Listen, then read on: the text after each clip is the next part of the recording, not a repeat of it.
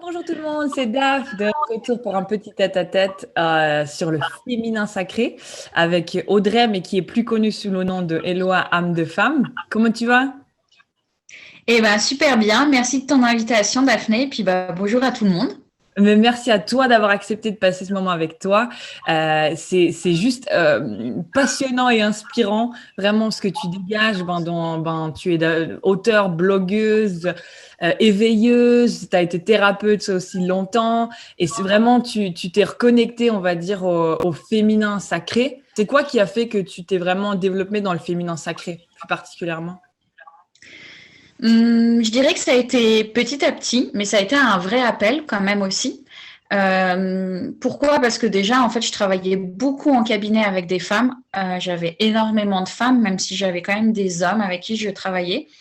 Et dans le développement personnel, il y a vraiment cette notion de finalement apporter une sorte de perfection à la personne. Il faut plus qu'elle soit malade, il faut qu'elle soit toujours joyeuse, faut que et en fait après j'ai eu envie d'aller plus loin avec les patients parce que ça faisait très longtemps que je faisais déjà de la patientèle et je me suis dit pour moi c'est pas assez approfondi de voir les gens une fois une heure ou une heure et demie tous les 15 jours, tous les mois. Je trouvais ça tellement faible. Je me dis, ils peuvent pas changer avec si peu de temps en cabinet. Donc, j'ai commencé en fait à créer des stages dédiés aux femmes parce que je me suis dit, les femmes, elles ont vraiment un problème avec l'amour d'elles-mêmes plus que les hommes. Et c'est parti de ce constat-là. Donc, de ce constat, j'ai commencé à faire des stages que j'avais appelés âme de femme déjà à l'époque. Et en fait, ces stages, ils étaient sans. J'appelais pas ça des stages du féminin sacré à l'époque, mais clairement, c'était des stages sur le féminin sacré parce que les femmes, elles allaient vraiment recontacter en fait leur part féminine en commençant dans leur ombre. Et donc, en fait, c'était des stages qui vraiment, je disais, écoutez, c'est comme si je vais vous mettre dans une petite machine à laver, puis vous allez tourner, tourner, tourner. Moi, je serai là pour être avec beaucoup de douceur, de bienveillance, et le groupe est là pour se soutenir. Mais clairement, ça va pas être rigolo, et ça va beaucoup vous faire monter d'émotions. Et vraiment, le stage, il commençait tout de suite un peu dans la profondeur des ombres pour finir le stage avec un peu de légèreté et de lumière quand même, histoire de ne pas les laisser partir que là-dedans. Et je faisais un stage tous les 2 mois, donc c'était assez intensif. Et donc j'ai fait ça avec des centaines de femmes. Et puis de ça, en fait, petit à petit, on a commencé à me demander d'aller dans des salons. Et en fait, j'ai commencé à créer mon premier festival. J'ai créé un festival pour les femmes. Et en fait, ça s'appelait La femme dans tous ses états. Et la femme dans tous ses états, j'avais fait une expo photo avec une amie photographe et on avait photographié en séance thérapeutique 20 femmes de 17 à 80 ans. Et en fait, la séance thérapeutique les amenait dans des émotions. Et donc, on les photographiait quand elles étaient soit dans leur colère, soit dans leurs pleurs. Et on a fait une expo photo avec ces photos-là dans la nature. Et en parallèle, en fait, j'ai fait des ateliers avec plein de femmes et j'ai commencé à demander à des formatrices de venir avec moi pour ça. Et ça a donné une autre dimension parce qu'en fait, je mettais l'accent sur les émotions et je mettais l'accent sur quelque chose qui n'est pas lisse. Donc, j'ai fait ça en plus hyper simplement. C'était en montagne. Enfin, pour venir, mais j'avais eu plus de 100 femmes. Alors, franchement, j'avais fait ça complètement seule, sans vraiment trop de moyens. Et puis, voilà, en fait, après, la vie, elle m'a dit, maintenant, on te demande de te reconnecter. Donc après, j'ai commencé à aller aider à faire les festivals féminescence, puis les festivals du féminin. Et puis de ça, en fait, je me suis dit, mais tout ce que je fais depuis longtemps, c'est déjà beaucoup dans le féminin. Et tout ce que je voulais aller creuser dans le féminin, c'est-à-dire ces ombres, l'authenticité, la simplicité, la lenteur, l'intuition. J'ai compris que vraiment, c'était le cœur du féminin sacré qui était... Il n'y a pas que ça. Mais en tout cas, ça, c'est ce qui était le moins mis en avant dans le développement personnel et dans le féminin sacré. Et je me suis dit, en fait, j'ai envie d'œuvrer à plus grande échelle pour que les femmes retrouvent ça. Parce que si elles retrouvent ça, elles retrouvent toutes les parts d'elles. Elles ne retrouvent pas que ce rayonnement, ce côté où c'est nous les premières, enfin moi la première, je préfère quand je pète le feu, que je suis en forme, que voilà, mais c'est pas mon quotidien. Il y a plein de fois, aujourd'hui par exemple, je sais pas une journée où je suis super en forme, donc clairement c'est une journée où j'ai quasi peu travaillé, c'est un des seuls trucs que je fais aujourd'hui avec toi et j'ai travaillé sur mon oracle. J'ai fait la sieste, tu vois, en plus j'ai mes lunes. Donc clairement, je sais que aujourd'hui j'étais censée bosser et j'ai dit non. Et j'aurais pu te dire non, tu vois, si pour moi c'était trop. Donc ça, pour moi, c'est être vraiment dans son féminin. J'allais dire, c'est quoi en fait pour toi vraiment le féminin sacré, le Mhm. sacré du féminin pour toi?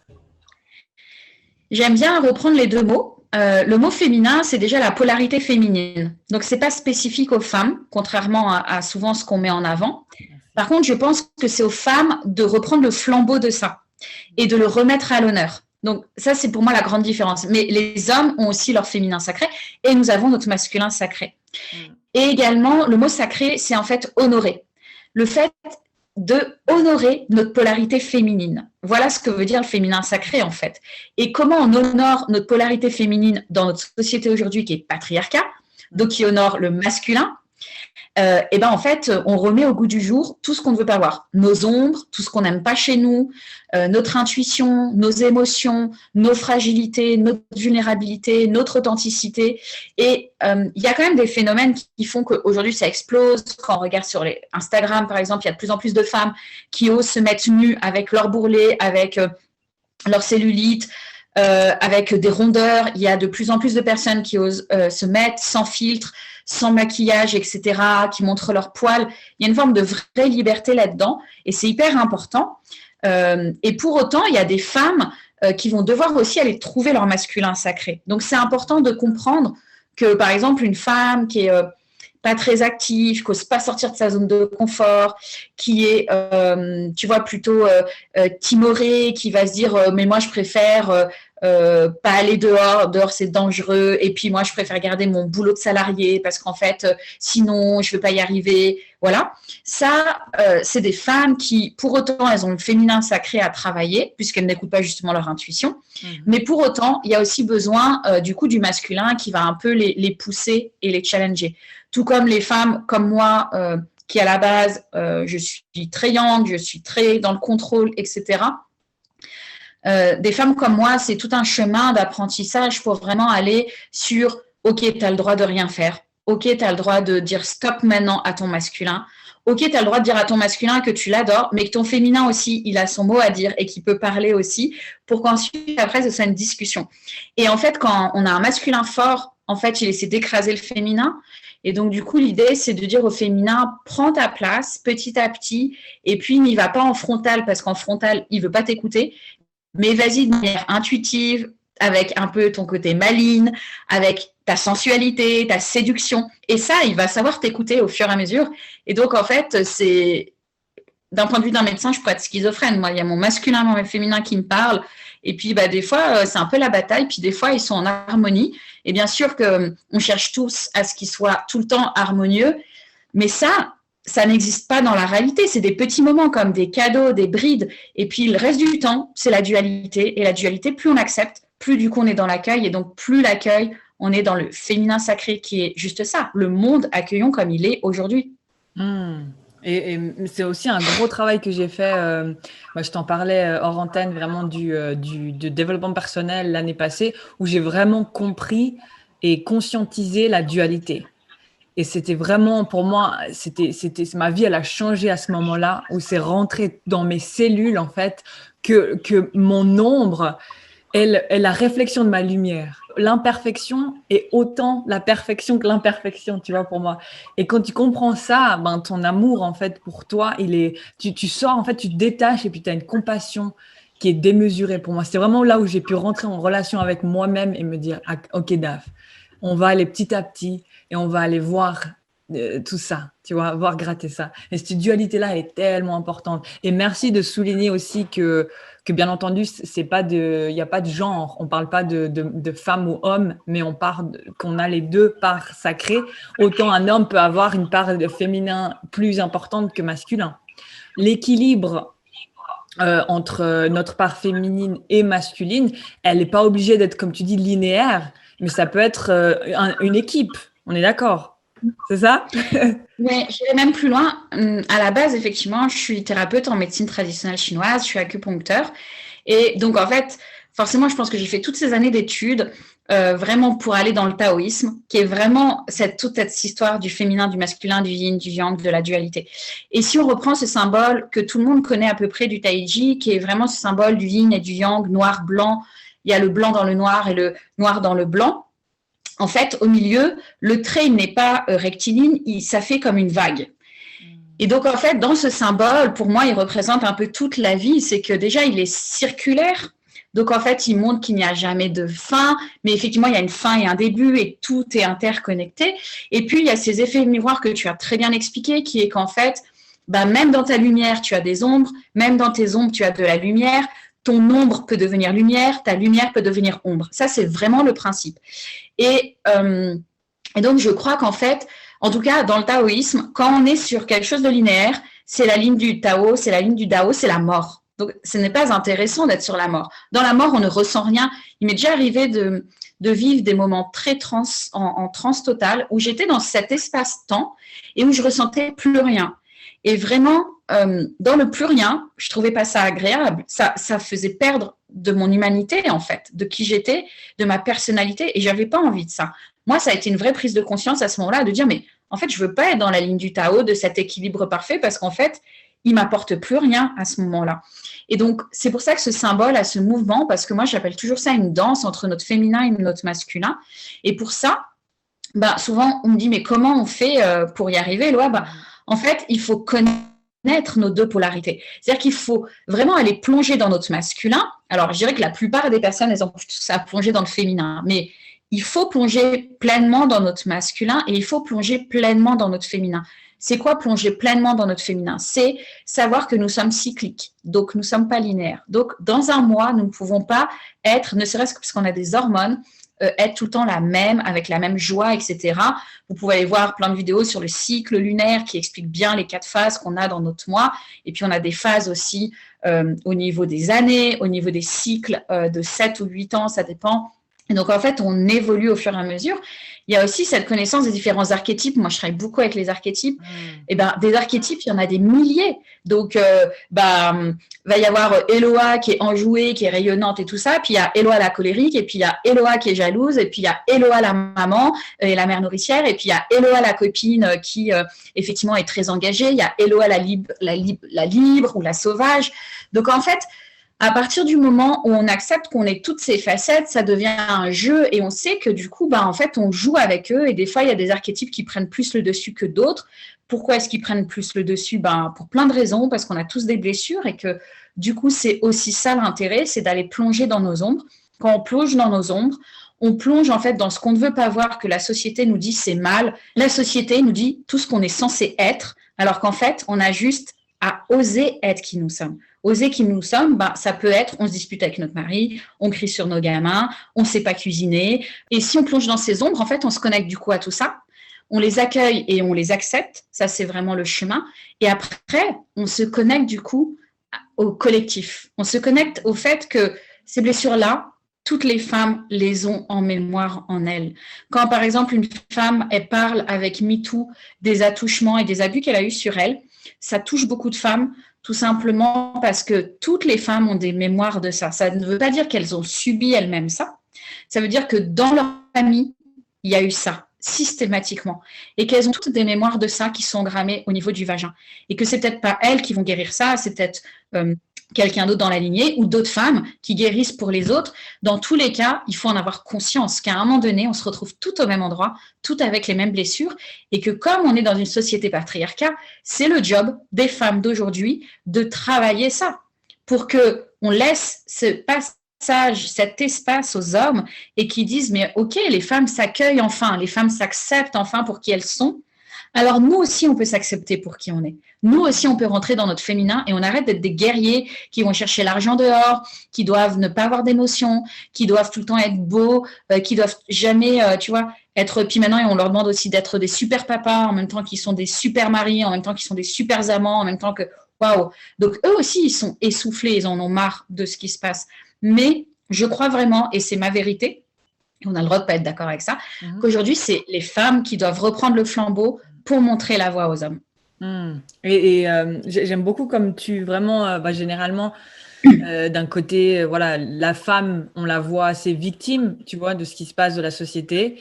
J'aime beaucoup comme en fait, on regarde de l'autre côté aussi, parce que le rôle de l'homme, il doit pas être facile dans cette situation non plus, tu vois, ce qu'il doit porter. Puis c'est toujours, non, c'est la faute de l'homme, c'est lui qui a fait ça. Je crois aussi que si tu veux changer ton monde, ta société, tu changes toi. et c'est tout. En fait, tu te changes et tu t'ouvres et tu t'éveilles à toi, qui va permettre aux autres de s'éveiller à eux, qui va permettre. Donc, j'aime beaucoup ça. Et tu as parlé des archétypes. Donc, en 2 mots, donc les archétypes, on va dire, c'est un profil de femme, c'est ça? Qu'on a tous? Alors, je dirais qu'on a tout. On me demande souvent si on a tous les archétypes. On a tous les archétypes. Il y en a 7 principaux qui sont, je peux les citer si tu veux. Il y a la femme Amazone, qui est aussi la femme sauvage ou libre. On lui donne des fois différents noms, d'accord? Il y a la femme enchanteresse, qui est la femme créatrice aussi, donc qui va beaucoup créer, être, tu vois, un peu avec toutes ses fleurs. C'est vraiment la femme du printemps, quoi. Ensuite, il y a la femme sensuelle, charnelle, qui est vraiment dans le corps, qui est vraiment dans le fait de la beauté et donc aussi de l'utilisation de son corps avec le charnel et donc la sexualité aussi. Il y a la mère nourricière, donc ça ne veut pas dire que la maman qui a des enfants, hein. Nous sommes toutes mères ayant des enfants ou pas, puisque nous sommes toutes fertiles et nous avons toutes quelque chose à offrir de notre fertilité. Que ça peut être un projet, ça peut être des bébés, mais ça peut être n'importe quel projet. Il y a également la femme sage. La femme sage, c'est vraiment la femme, on peut aussi l'appeler, c'est pas forcément la femme qui est à la ménopause, mais forcément dans la logique de l'âge, c'est une femme qui, au moment de l'âge d'or, a cette sagesse parce qu'elle a l'expérience, mais de plus en plus, il y a des jeunes gens qui arrivent très éveillés sur cette terre et qui sont déjà sages s'ils ont tout de suite la conscience de où ils en sont. Et donc, cette femme sage, ça peut être aussi la femme médecine, la femme chamane, qui va vraiment apporter sa connaissance au monde et qui est qui n'est pas dans le paraître ni dans beaucoup la parole, qui va être beaucoup dans l'être. Donc, elle va plutôt accueillir à elle. Il y a la petite fille intérieure. Donc, la petite fille intérieure, c'est celle, effectivement, qui veut tout le temps rire, qui rêve, qui a envie de jouer, de s'amuser. Voilà. Donc, tous ces archétypes, en fait, c'est juste si tu veux, des grandes figures. D'accord? Et parmi toutes ces grandes figures, après, tu peux, pour moi, en fait, tout devient archétype. Donc, si par exemple, je te dis, tiens, Daphné, donne-moi 3 critères de qui tu es. Tu vois, 3 choses qui te caractérisent. On fait le jeu. Hypersensible, créatrice et ambitieuse. Ok. Donc, en fait, tu me dis par exemple ambitieuse. Pour moi, aujourd'hui, c'est aussi un archétype. Pourquoi? Parce que dans la femme ambitieuse, il y a une force, une face cachée et qu'il y a un équilibre à trouver. Tu vois? Que si tu prends la femme créatrice, on va toujours trouver ça génial dans notre société, mais la femme créatrice, elle a une face cachée. Par exemple, c'est pas pour toi, hein, je dis ça pour les femmes qui écouteront, mais du coup, une femme créatrice, par exemple, c'est une femme qui peut-être veut tout le temps être dans le faire. Et comme elle crée tout le temps, elle veut jamais laisser la place au vide et au silence, donc à la mort, parce qu'elle refuse la mort. La femme créatrice, c'est celle qui peut aussi, dans la face cachée, parce que les faces lumineuses, c'est facile à trouver pour la femme créatrice. Ça peut être aussi celle qui veut tellement toujours mettre du beau qu'elle refuse de voir ce qui est moche dans le monde. Tu vois? Donc, il y a toujours la femme qui est ambitieuse. Notre société va dire, oh, génial, mais soyons toutes ambitieuses. Mais la femme ambitieuse, tu vois, ça revient un peu avec la femme créatrice. Déjà, c'est qu'est-ce qu'elle vient chercher dans l'ambition? Si elle vient chercher le pouvoir, c'est qu'elle a une blessure de reconnaissance. Pourquoi est-ce qu'elle veut être ambitieuse? Si elle est ambitieuse, ça peut être aussi en face cachée parce qu'elle aime, tu vois, se montrer. Donc, il y a une forme d'ego surdimensionné là-dedans. Et en fait, quand on a conscience que tout est archétype, finalement, il suffit d'aller voir à chaque fois notre ombre et notre lumière dans chacun d'eux. Je suis en train de finaliser pour Très Daniel un jeu d'oracle sur ça, justement, pour montrer que tu prends n'importe quoi, que tu prends même la femme libre. La femme libre, elle a une face cachée. Tu prends la femme triste, que nous, on va dire, mais c'est négatif, mais la femme triste, elle sait, du coup, verser ses larmes. Elle sait, du coup, être dans son féminin profond avec ses larmes. La femme colérique, par exemple, dans sa lumière, elle sait poser sa parole. Elle la pose peut-être mal, mais elle sait poser sa parole. Donc, il y a toujours, et puis elle est connectée, tu vois, à son feu intérieur, la femme colérique. Donc, il y a toujours une part d'ombre et de lumière. Et quand on acceptera ça, donc tous nos archétypes, on acceptera qu'en fait, il n'y a rien de positif ou négatif. Ça, c'est très occidental. Rien que le fait de dire parfait ou imparfait, Ouais. c'est déjà une notion de dire ça c'est bien, ça c'est mal. Et le bien et le mal en taoïsme n'existent pas, puisque tout peut se transformer.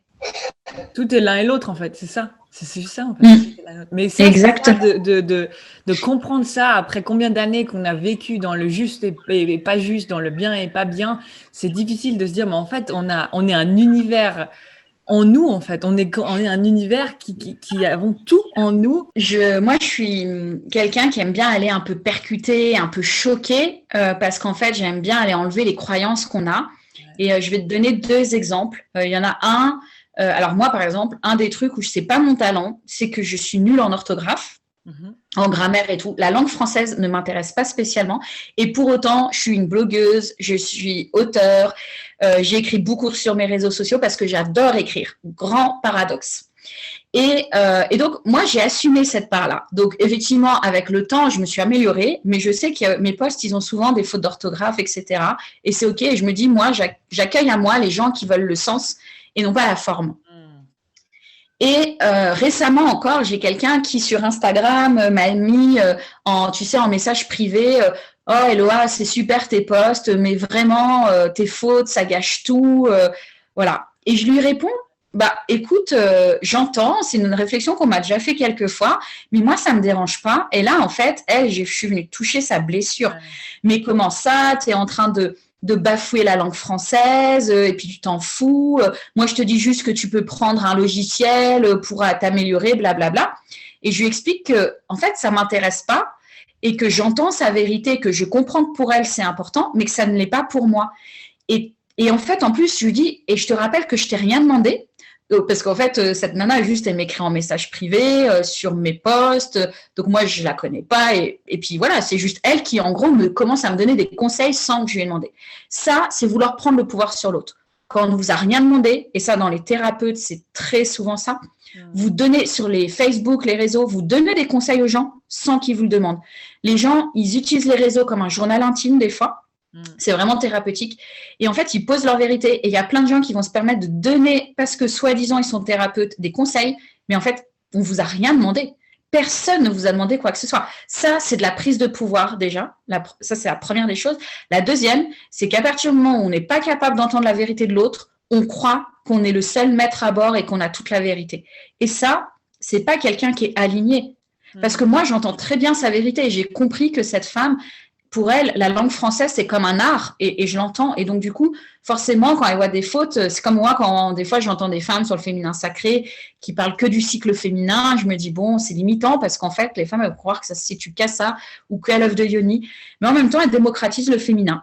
Donc, il faut, et puis on attire à soi les personnes qui vibrent avec nous. Plus, en fait, on est aligné avec nous, plus on vibre les personnes qui sont alignées avec nous. Donc, c'est à partir du moment où on accepte les autres comme ça, c'est beaucoup plus facile. Et le deuxième exemple que je voulais te donner, c'est un jour en patientèle, parce que j'aimais bien faire ça comme exercice à mes patients qui arrivaient, tu sais, puis qui déchargent en tant que victime tout ce que les autres leur font. Et moi, en fait, c'était l'époque du terrorisme beaucoup. Maintenant, on a le Covid, mais avant, c'était le terrorisme.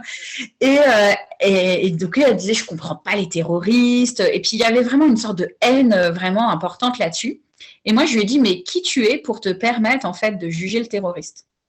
Et c'était hyper fort parce qu'en fait, franchement, tout le monde va juger un terroriste, va dire, mais ce qu'il fait, son acte.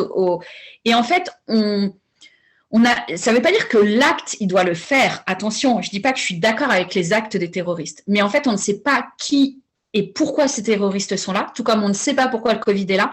Et des fois, effectivement, tout ce qui se passe et ces drames sont là pour éveiller les populations.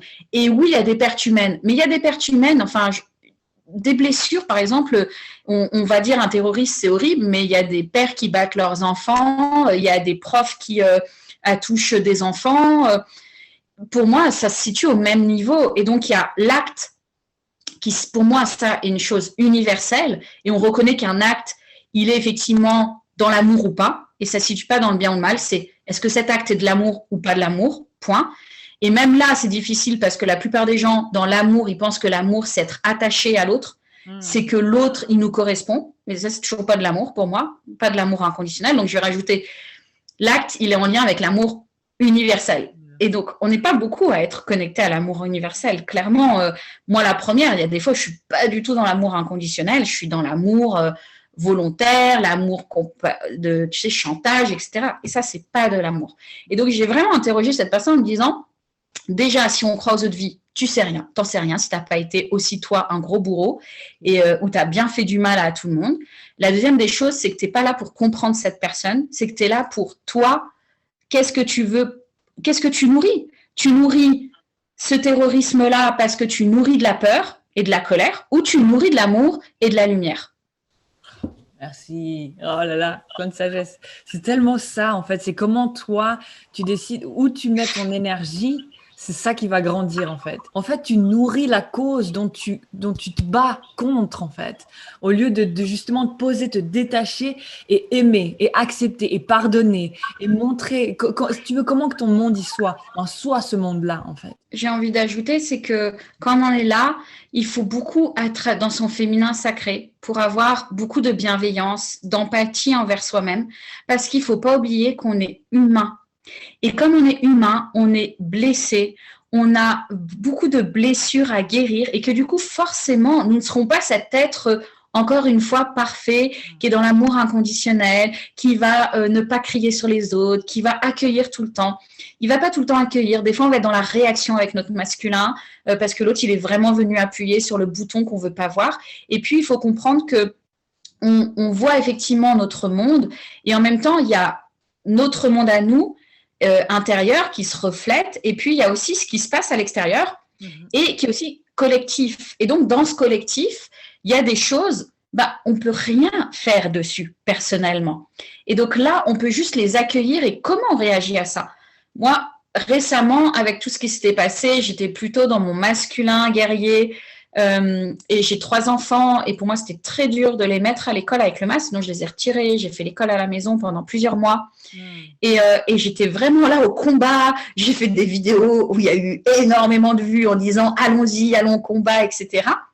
Alors, en fait, mon masculin, est encore... Enfin, moi, je me suis de nouveau épuisée en faisant ça parce que j'étais, comme tu l'as très bien dit, dans le combat. Et quand on est dans le combat, ça ne veut pas dire que dans le féminin, on doit accueillir et ne rien dire. Attention, on a le droit de ne pas être d'accord. Mais quand on le fait ça dépend de l'endroit vibratoire d'où ça vient.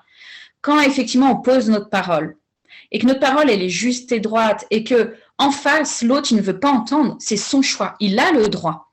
Si nos politiciens ne veulent pas entendre ce que le peuple, une partie du peuple dit, si on n'y va pas dans la bataille, c'est OK, il a le droit de ne pas l'entendre.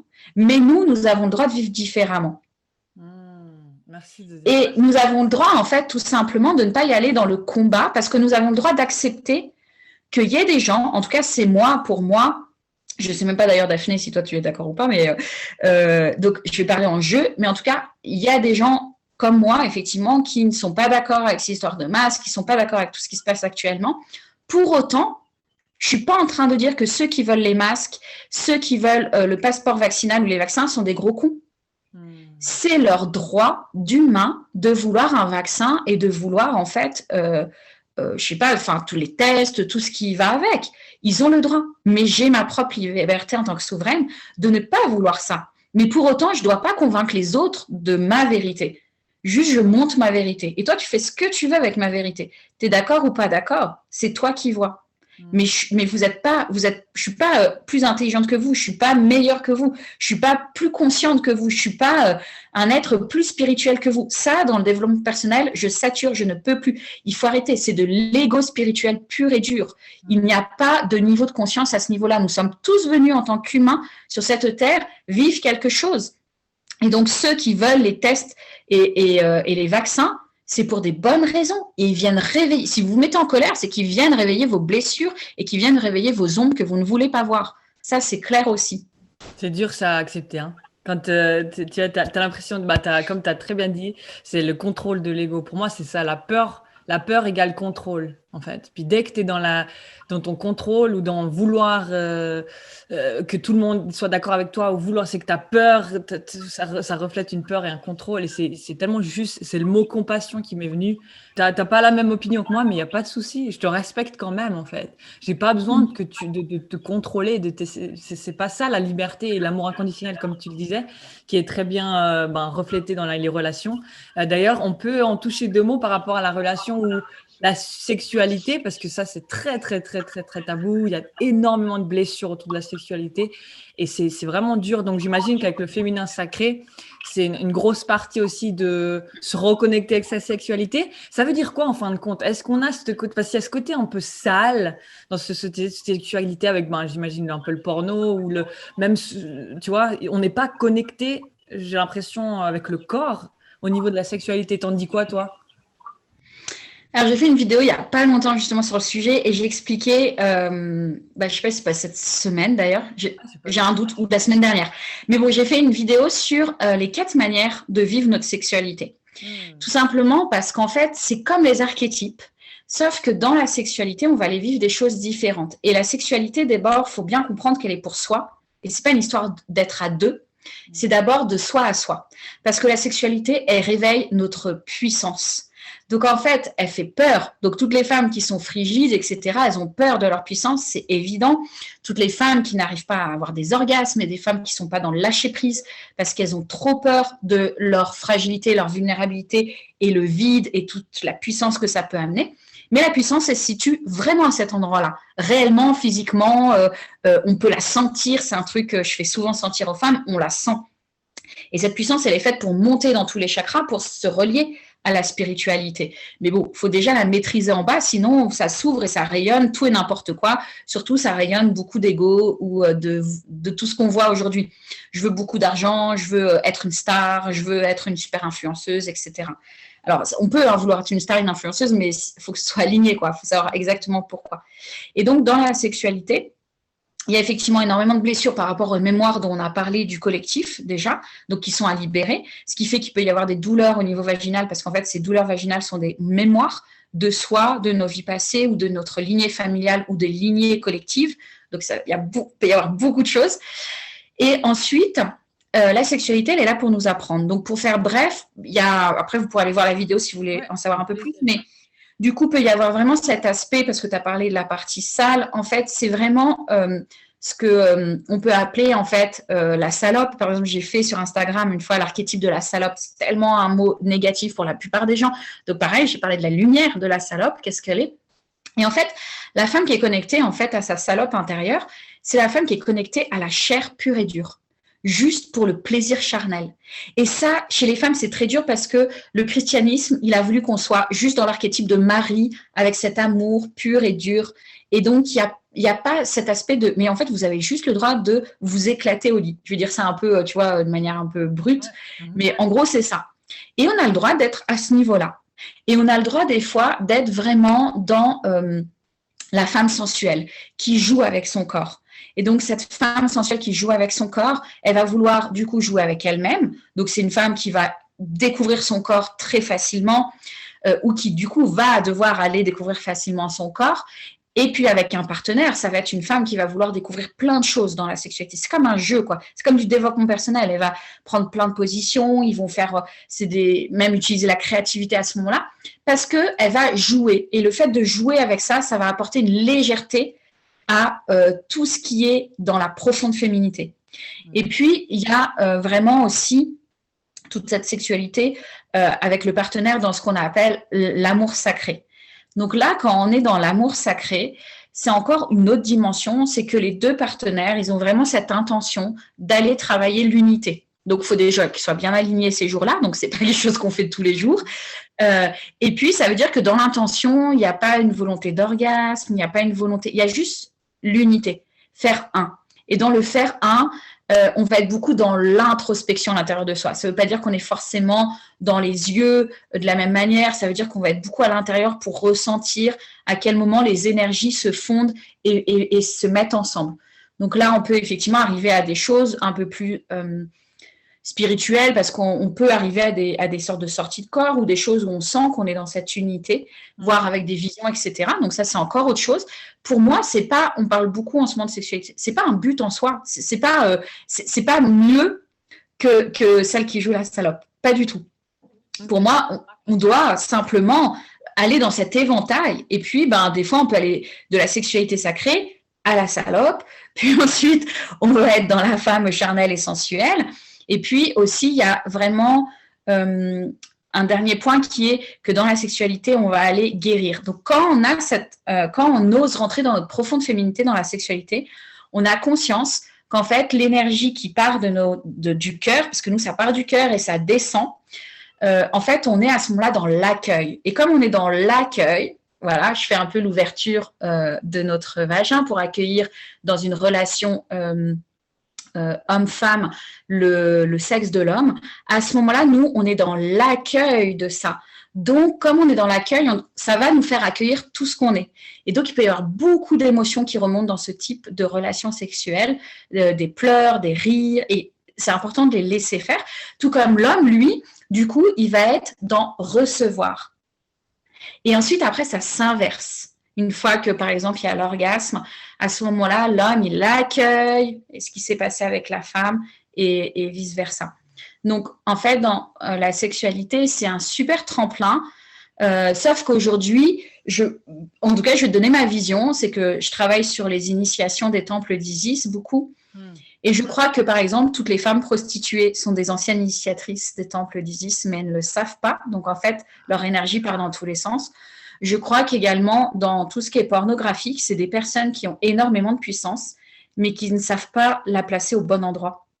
Et du coup, ça fait juste quelque chose qui est un peu bafoué et qui va plus vers un côté d'ombre, parce qu'en fait, il y a une surpuissance en eux qui ne sont pas capables, en fait, c'est très puissant, en fait, la sexualité. Donc, quand on est connecté à ça, c'est quelque chose qu'il faut savoir maîtriser, qu'il faut savoir discipliner, sinon, ça peut partir effectivement dans des choses très fortes. Waouh, c'est hyper intéressant. Est-ce que tu as on va dire un conseil pour clôturer, pour pouvoir un petit peu se reconnecter à son féminin sacré, homme ou femme? Vraiment un conseil, tu diras, pour vraiment mettre un pied dedans et commencer ce chemin-là? Un conseil hyper basique que j'ai envie de donner, c'est que je dirais, dans votre journée, regardez qui vous êtes. Tiens, là, je mange plus avec mon féminin ou mon masculin? En gros, est-ce que je mange lentement ou rapidement? Est-ce que je mange dans le silence ou avec la radio, la télé, en parlant? Tiens, là, je suis avec mes enfants. Est-ce que j'ai envie de câlin, de douceur, ou est-ce que j'ai envie de jouer avec eux et d'être dans l'activité? Je suis dans mon féminin ou mon masculin? Vraiment, en fait, en s'étudiant dans la journée, sans chercher à analyser, parce que ça, c'est autre chose. Juste, voilà, je suis dans mon féminin ou masculin. Parce que, en fait, quand vous commencez cette étape-là, vous commencez à poser l'intention, je veux connaître mon féminin et mon masculin. Et le reste va suivre. Parce qu'à ce moment-là, la vie, elle va vous apporter tout ce qu'il faut sur le féminin et le masculin. Et du coup, j'avais pas du tout prévu, mais celle que ça intéresse, j'ai fait un e-book gratuit, là, qui est genre, mais il y a juste 2 jours, donc c'est tout récent. Wow. Et je l'ai même pas encore mis sur Insta, tout ça, donc c'est vraiment hyper récent. Oui. Et sur cet e-book, effectivement, c'est 34 pages sur les 7 clés dans l'épanouissement de la femme par le féminin sacré. Donc, ça peut être des pistes aussi d'exploration parce que voilà, j'ai mis dedans plein de petits outils à découvrir. Excellent. Donc voilà, c'est complètement gratuit. Cool, mais je mettrai de toute façon tous les liens qu'on a besoin nécessaires. Et donc, est-ce que si quelqu'un veut, on va dire, travailler avec toi? Alors, moi aujourd'hui, je propose plus rien en B2B. Ça fait longtemps que du coup, j'ai arrêté. Par contre, effectivement, aujourd'hui, je suis sur 3 axes. Déjà, il y a l'écriture. Donc, j'ai un livre qui sort cet automne, j'ai un oracle qui sort en février prochain avec Très Daniel. Donc, l'écriture me prend du temps. Ensuite, il y a vraiment la formation des éveilleuses qui m'a pris 2 ans de vie pour la mettre en place. La formation des éveilleuses, j'ai voulu créer un métier tout simplement pour que les femmes puissent accompagner elles-mêmes les femmes, mais qu'avant qu'elles accompagnent les femmes, elles soient elles-mêmes allées œuvrer dans le féminin sacré pour elles. Donc, c'est une formation d'expérimentation sur 2 ans, donc c'est hyper engageant. Par contre, il y a 40 formatrices derrière qui suivent ces personnes. Donc, cette année, elles sont 35 femmes à avoir commencé le 12 février avec le printemps chinois. Et puis, la prochaine session, ce sera au 31 janvier 2022. Et il y a une petite nouveauté, parce que comme il y a plein de femmes qui ont envie, mais 2 ans, c'est très engageant pour elles, et puis elles ne veulent pas se professionnaliser là-dedans. Du coup, le 1er mai, avec la fête de Beltane, va sortir en fait l'Académie Belle Dame. L'Académie Belle Dame, c'est chaque mois, il y a une thématique sur le féminin sacré. Donc là, on commence au mois de mai sur la femme puissante et libre, qui est un sujet qui intéresse beaucoup de femmes.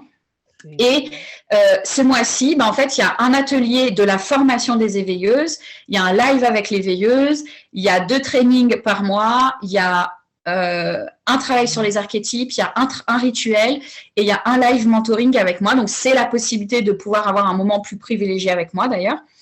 Voilà, et puis en fait, c'est sans engagement, on peut s'inscrire chaque mois et j'ai voulu un tout petit prix pour que ce soit accessible à toutes les femmes, ce sera 29,99 € par mois.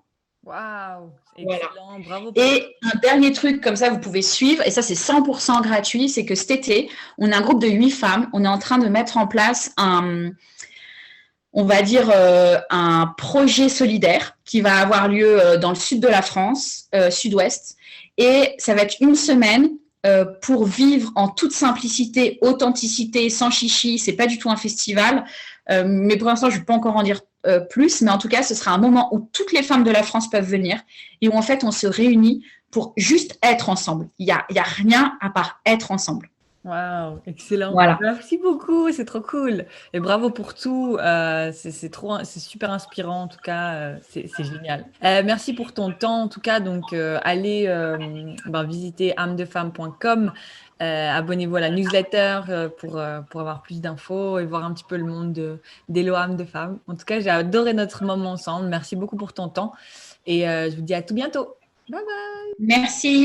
Merci Daphné. Merci d'avoir regardé la vidéo jusqu'au bout. Si ça t'a plu, si ça a résonné en toi, n'hésite pas à me laisser un commentaire, à cliquer sur le bouton j'aime et à t'abonner avec aussi la petite cloche, du coup pour rien louper quand je sortirai de nouvelles vidéos. Voilà, bisous, à bientôt.